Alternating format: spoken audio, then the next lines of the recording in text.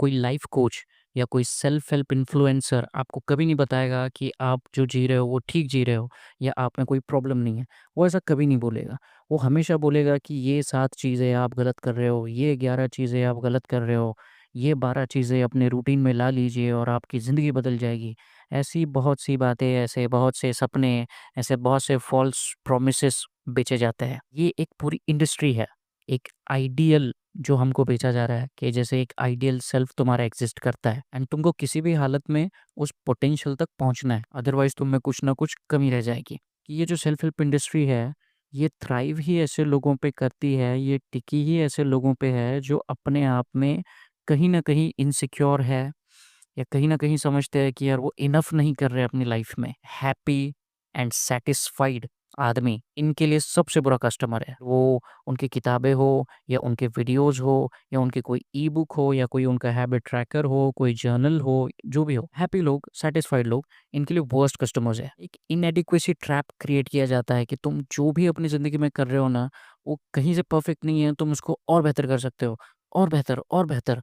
Habits जो है उन हैबिट्स के ऊपर और भी हैबिट्स तुम डाल सकते हो। हैबिट्स पे हैबिट्स, हैबिट्स पे हैबिट्स, क्या बोलते हैं, हैबिट्स की स्टैकिंग कर सकते हो। देखो, मैं हैबिट्स के अगेंस्ट नहीं हूँ, ना मैं अच्छी आदतों के अगेंस्ट हूँ। अच्छी बात है, अच्छी आदतें होना भी अच्छी बात है। मुद्दा क्या है, लाइफ में जैसे तुम ग्रो करते हो, मेरा ऐसा मानना है कि चीज़ें ऐड करना अपना मकसद नहीं होता, नहीं होना चाहिए। वो होना चाहिए चीज़ों को निकालना। चीज़ें जोड़ना नहीं, चीज़ों को सब्ट्रैक्ट करना, उनको निकाल देना। एडिशन नहीं, सब्ट्रैक्शन। सेल्फ हेल्प के वीडियोज़ देख के या फिर ये बुक्स पढ़ के ये क्या फ़ील होता है पता है क्या? ये अपन को फ़ील होने लग जाता है कि आज कुछ बहुत ही प्रोडक्टिव किया है। तुम्हारे दिमाग को नहीं पता कि तुमने वो टास्क सच में किया है या बस ख़याली पुलाव पकाया हुआ है। तुम्हारा दिमाग उसको सच मान के चल रहा है। तो डोपामाइन रश उससे मिलता है। लेकिन क्या ये डोपामाइन रश तुम्हारे लाइफ़ में कोई वैल्यू ऐड कर रहा है? नहीं कर रहा। उल्टा एक फ़ॉल्स सिक्योरिटी ऐड कर रहा है वहाँ। एक फ़ॉल्स सिक्योरिटी का एक इल्यूज़न दे रहा है कि तुम सिक्योर हो, तुम्हारा कुछ ना कुछ हो जाएगा। मैं बोलता हूँ इससे अच्छा है कि 2 घंटे की कोई ब्रेन रॉट गंदी फ़िल्म देख लो, एकदम बुरी वाहियात। एटलीस्ट वो देख लेने के बाद तुमको गिल्ट तो होगा, तुमको लगेगा तो कि यार नहीं, मैंने टाइम वेस्ट किया है। ये सेल्फ हेल्प के 2 घंटे छोड़ो, 20 घंटे देख लो, तुमको ऐसा लगेगा बहुत कुछ उखाड़ लिया करके, लेकिन एट द एंड वो वेस्ट ऑफ टाइम है। मैं नया-नया जिम जाना शुरू किया था तो मेरे को ऐसा लगा कि यार मैं बहुत सारी वीडियोज़ देख लूँगा एंड मैं बहुत सारी वीडियोज़ देख भी रहा था। ये वाली एक्सरसाइज़ ऐसी लगाओ, वैसी लगाओ, ये खाओ, ये डाइट, वो डाइट, बहुत कुछ देखा। दिन भर वही देख रहा था। तो इससे मेरे को ऐसा लगने लग गया था कि यार मैं वो बन गया हूँ, कि वो एक फ़ॉल्स सेंस ऑफ एक्शन अपन को देता है। वो कंटेंट कंज़्यूम करना एंड यूट्यूब का एल्गोरिदम ही ऐसा है कि एक बार अगर उसको कंज़्यूम करो, तो तुमको वही फ़ीड करते रहेगा। काम कुछ मत करो, देखते रहो। अरे वो वीडियो में खुद बोलेगा भी ना कि एक्शन लो, तब भी तुम अगला वीडियो देखोगे ही। इतना खतरनाक ट्रैप है, इतना डेंजर ट्रैप है ये। और एक बात है जो ये सेल्फ हेल्प इंडस्ट्री बहुत बेचती है, वो ये है कि तुम अपनी ज़िंदगी के 100% कंट्रोल में हो। तुम्हारी डेस्टिनी, तुम्हारी लाइफ़ पूरी तरह से तुम्हारे हाथ में है। ब्लेम करने लग जाते हैं कि तुमने अपनी ज़िंदगी में कुछ नहीं उखाड़ा। Stop blaming others for your situation. आपके अपने हालात को कोसना बंद करो, उठो, ये करो, वो करो। अरे भाई, ठीक है, तुम ये कैसे बोल सकते हो कि हालात नाम की चीज़ नहीं है? तुम ये कैसे बोल सकते हो कि प्रिविलेज नाम की कोई चीज़ नहीं है? ठीक है ना यार, पॉज़िटिव रहो या कुछ करो, अपने हाथ में जितना है वो सब समझ में आता है। लेकिन 100% कंट्रोल में हम नहीं होते। एग्ज़ाम्पल के लिए मैं बोलता हूँ कि 5 बजे उठने के लिए सब बोलते हैं, ठीक है? सुबह 5 बजे उठ जाओ। 5 बजे उठने में प्रॉब्लम कोई नहीं है। अगर आप 9 बजे सोते हो, 8 बजे सोते हो तो 5 बजे उठने में कोई प्रॉब्लम नहीं है। लेकिन कितने लोगों के लिए रियलिस्टिकली ये पॉसिबल होता है कि वो 10 बजे सो जाए, 11 बजे सो जाए? अगर आप किसी ऐसी जॉब में हो, जहाँ से आपको घर आते-आते ही रात का 1 बज जाता है, डेढ़ बज जाता है, जैसे कि हॉस्पिटैलिटी इंडस्ट्री, किसी होटल में कोई वेटर का काम करते हो या कोई कुछ मैनेज करते हो या काउंटर पे रहते हो या कुछ भी हो। अगर तुम ऐसी इंडस्ट्री में हो जहाँ पे तुमको आने में ही रात को 12-1 बज जाता है, तुमको सोने-सोने में डेढ़ बज जाएगा, 2 बज जाएगा, 5 बजे उठ के क्या करोगे? 3 घंटा सोओगे? मैंने यहाँ तक के लोग देखे हुए जो बोलते हैं नींद इज़ अ मिथ। इंसान को 3 घंटे, 4 घंटे के ऊपर की नींद की कोई ज़रूरत नहीं है। जब सक्सेसफुल हो जाओगे तब सो जाना, सो लेना कितना सोना है। जो सोवत है सो खोवत है। ऐसी बहुत सारी बकवास बातें सुनी हुई है।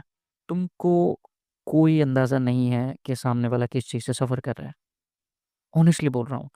अगर कोई है जो 8 घंटे सो रहा है, 12 घंटे सो रहा है, तुमको नहीं पता उसकी बॉडी की नीड क्या है। हो सकता है उसकी बॉडी में कोई इन्फ्लेमेशन हो सकता है वो डिप्रेस्ड हो सकता है उसकी बॉडी हील कर रही हो, कुछ भी हो सकता है, ठीक है?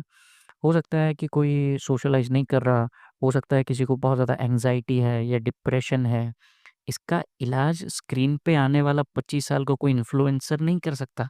इसका इलाज स्क्रीन पे बैठे हुए प्रोफ़ेशनल्स भी नहीं कर सकते जब तक हम किसी प्रोफ़ेशनल को खुद जाके नहीं मिल लेते। प्रोफ़ेशनल्स से मिलो, प्रोफ़ेशनल्स से हेल्प लो, ये इसका प्रोसेस है। तुम्हारा मोटिवेशन उसके कोई काम नहीं आएगा, उसकी बायोलॉजी है, उसके अपना एनवायरनमेंट है, उसके अराउंड उसकी रिस्पॉन्सिबिलिटीज़ है, वो सबके लिए एक जैसा नहीं है। ये सेल्फ हेल्प इंडस्ट्री बिल्कुल नहीं समझती और इनका सारा ना ब्लेम पे चलता है। तो सामने वाले को इससे होता क्या है, ये लगने लगता है कि यार मैं ही इनएडिक्वेट हूँ। जैसे मैं बोला इनएडिक्वेसी का ट्रैप, कि तुम ही काफ़ी नहीं हो, तुम ही इनफ नहीं हो। ये सोचता है और वो ना और भी ज़्यादा डिप्रेस्ड हो जाता है। वो ये समझ ही नहीं पाता कि यार नहीं, मे बी शायद मेरी अभी वो हालत नहीं है। अगर जिम जाता हूँ मैं, पहले दिन अगर 100 किलो मारने लग जाऊँ तो होगा क्या? 90 केजी का बेंच प्रेस मेरे से होगा क्या? ऑब्वियस सी बात है, मेरे में उतना है ही नहीं। क्योंकि उससे पहले बहुत सारा प्रोसेस है। 2 कॉन्सेप्ट्स है एक्चुअली इससे बाहर निकलने के लिए। मुझे ऐसा लगता है कि तुमको ना, पहली बात जिसको मैं बोलता हूँ सेल्फ लेजिस्लेशन, तुमको ना सेल्फ लेजिस्लेट करना पड़ेगा। जैसे खुद के वैल्यूज़ ना खुद बनाने पड़ेंगे, खुद की नीड समझ के। किसी ने दिया हुआ कोई प्लान या कोई रूटीन या कोई हैबिट्स तुम सीधे अपनी ज़िंदगी में आउटसोर्स नहीं कर सकते, क्योंकि तुम्हारी बायोलॉजी अलग है, तुम्हारा एनवायरनमेंट अलग है, तुम्हारा फाइनेंशियल कंडीशन अलग है, सब कुछ अलग है, ज़िम्मेदारियाँ अलग है, सब सब कुछ ही अलग है। तो तुम आउटसोर्स नहीं कर सकते वो। तुम अपनी वो रिस्पॉन्सिबिलिटी अपने लाइफ़ की उसके ऊपर तो बिल्कुल भी नहीं डाल सकते।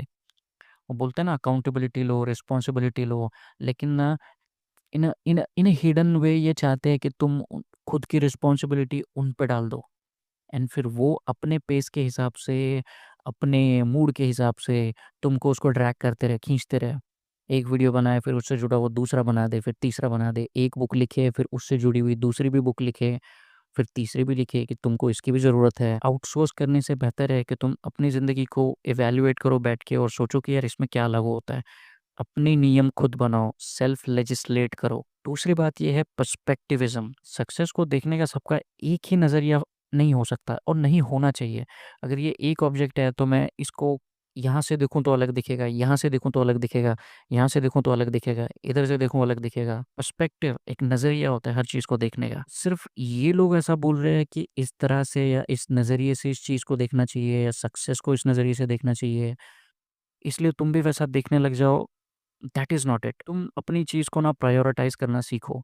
जस्ट बिकॉज़ के लोग बोल रहे हैं, "अरे यार! तू तो येड़ा है क्या?